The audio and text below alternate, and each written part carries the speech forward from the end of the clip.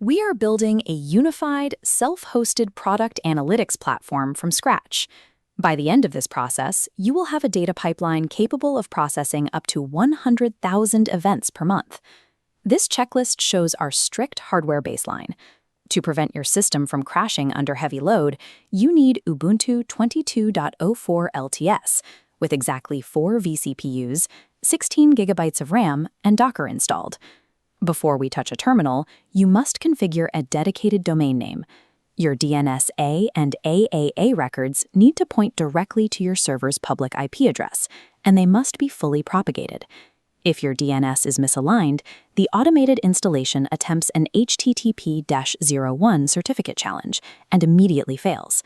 This locks you out of the web interface before you even begin. Getting the server specs and DNS correct is the absolute gatekeeper to this project. These exact parameters allow the platform to establish cryptographic security and maintain system stability. Step 1. Connect to your Linux server via SSH. This terminal window shows the command you need. Execute a bash curl command, pulling the deploy hobby script directly from the official Posthog repository. The script will ask for your domain details. Once provided, expect it to run for about 5 to 10 minutes. As it pulls down the necessary container images and executes the initial database migrations. Before you try to load the web interface, we have to fix a documented architectural mismatch between the Docker containers. The default node image attempts a TLS encrypted connection, represented by the padlock, but the unencrypted Redis container violently rejects it due to a protocol mismatch.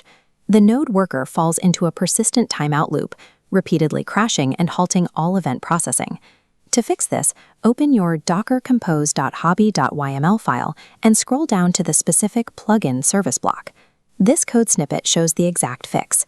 In the environment section, manually inject these 2 variables to explicitly disable the Redis TLS requirements. Save the file, then execute a targeted docker-compose up command with the force recreate flag. This rebuilds that specific plugin's container and applies your overwrites. By proactively resolving this configuration drift, you ensure the entire ingestion pipeline stays stable, avoiding an endless worker node crash loop. Now that the backend is stable, open your web browser and navigate to your secured domain. You will immediately hit the administrative onboarding screen, which includes a pre-flight diagnostic check. This UI dashboard shows severe red failure alerts for the plugin server and Kafka queue. You need to ignore them. These errors are a documented discrepancy. The front-end interface searches for deprecated diagnostic heartbeat keys that the modern backend containers simply no longer write. As long as your terminal deployment finished without errors and your containers are healthy, bypass these warnings and proceed directly to account creation. Operators have to trust the integrity of their container logs over outdated visual diagnostics on the front end. Keep your momentum moving forward. Before deploying this platform to actual users, we need to validate the entire end-to-end data flow. Open a local development environment on your machine and prepare a small Tysum script using the official Posthog SDK. This code block shows a basic event payload. Notice how we assign a custom event name, Hobby Deployment Verified, and route it directly to your server's specific domain URL.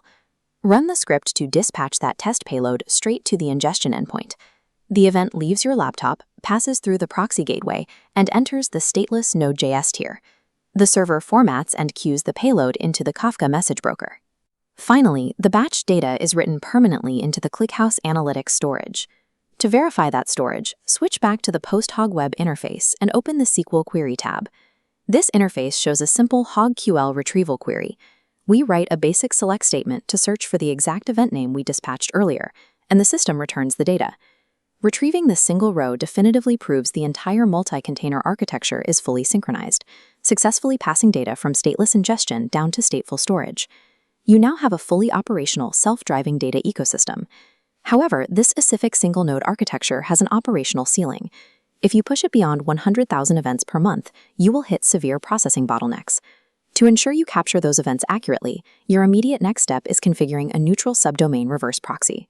Without it, browser ad blockers will silently intercept and destroy up to a third of your user telemetry before it ever reaches your server.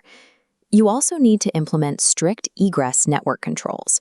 Without egress filtering, Malicious actors can manipulate webhooks to perform server-side request forgery and map your internal systems.